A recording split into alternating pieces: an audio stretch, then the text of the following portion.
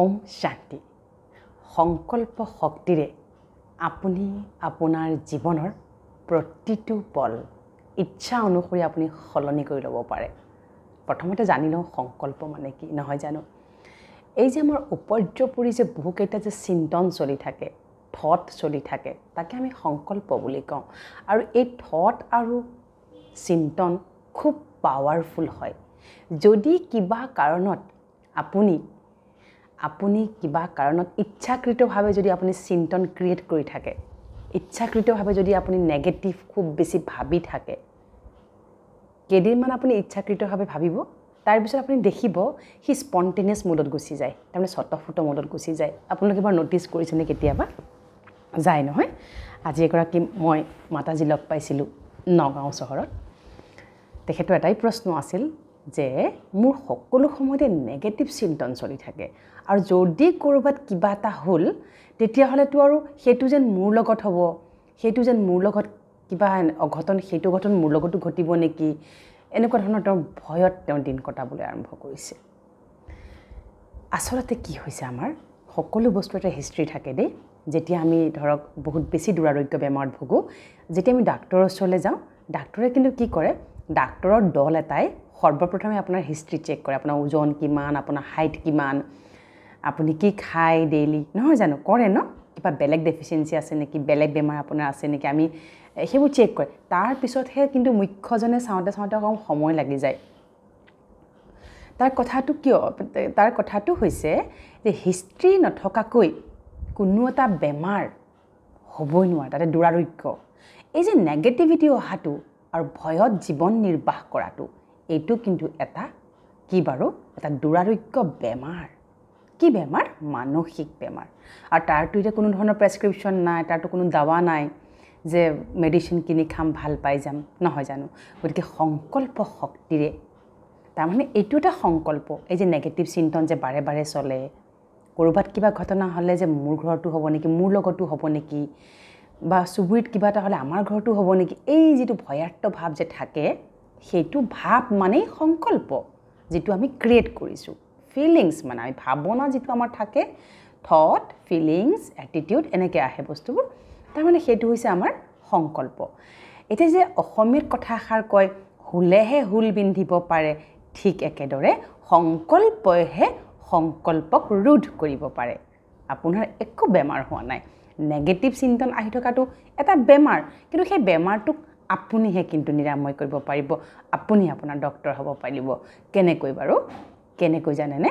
ৰাতিপুৱা শুই উঠি প্ৰায় 3 মাহমান আমি যদি সংকল্প শক্তিৰ প্ৰয়োগ কৰোঁ, তেতিয়াহ'লে যিকোনো নেগেটিভিটিৰ পৰা, যিকোনো নেগেটিভ চিন্তনৰ পৰা, ভয়ৰ পৰা, অসুৰক্ষাৰ পৰা, ফ্ৰাষ্ট্ৰেশ্যনৰ পৰা, যিকোনো ডিপ্ৰেশ্যন, এংজাইটি, যি ধৰণৰ আপোনাৰ ৰোগ আছে, মানসিক ৰোগৰ পৰা আপুনি উপশম হ'বই হ'ব, আৰু সেইটো কিন্তু গেৰাণ্টিড।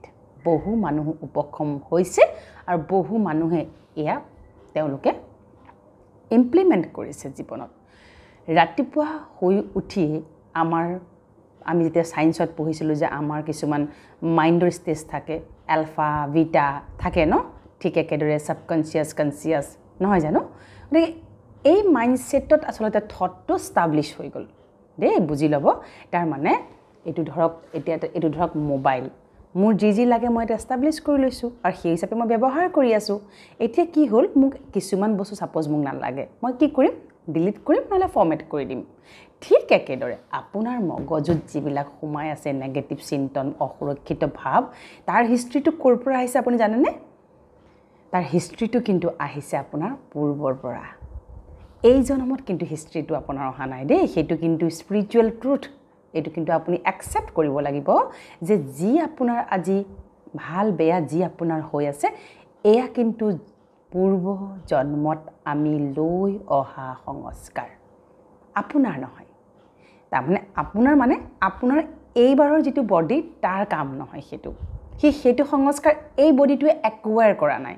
আমি বহু সংস্কাৰ একুৱায়াৰ কৰিছোঁ, বহু সংস্কাৰ আমি তাৰমানে কি কৰিছোঁ, তুলি তালি লালন পালন কৰি আমি পুহি ৰাখিছোঁ, আৰু সেইখিনি লৈ আমি কিন্তু শৰীৰ এৰিছোঁ, সেইখিনি লৈ আমি উৰা মাৰিছোঁ। শৰীৰ এৰি দিছোঁ, চব এৰিছোঁ ইয়াতে, কিন্তু কি লগত লৈ গৈছোঁ?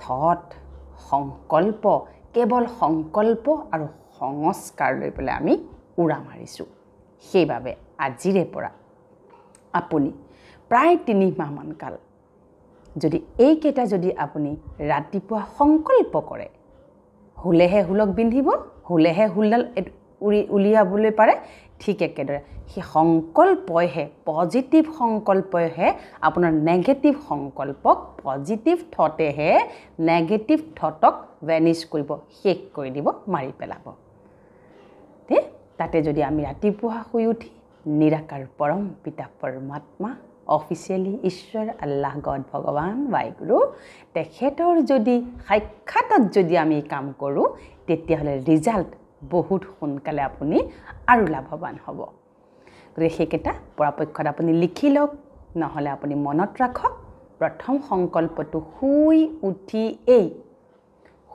উঠিয়েই বিচনাখনত উঠিয়েই কেৱল এটাই প্ৰথম মহাবাক্য মই সোল মই আত্মা মই এটা শক্তি মই এটা এনাৰ্জি মই যোগে যোগে শৰীৰ সলাইছোঁ মই মোৰ স্বৰূপত স্থিত মই শক্তিশালী আত্মা আচ্ছা আত্মা বুলি ক'বলৈ বেয়া পাব নালাগে কিয় বেয়া পাব নালাগে আমাৰ যিটো অৰিজিনেল পৰিচয় আমাৰ যিটো আচল প্ৰকৃত পৰিচয় আমি আত্মা দেই কাৰণ আমি আত্মা আৰু সেইবাবেতো আমাৰ এই শৰীৰটো ত্যাগ কৰাৰ পিছত আত্মাৰ সদ্গতিৰ কাৰণে আমি দহা কাজ কৰ্ম আৰু ইমান দিনৰ কাম কাজবিলাক কৰি থাকোঁ লঘোণে ভোকে নহয় জানো সেইবাবে ভয় কৰিব নালাগে আত্মা বুলি ক'বলৈ কাৰণ আত্মা মানে কি আত্মা মানে এটা প্ৰকাশমান পোহৰ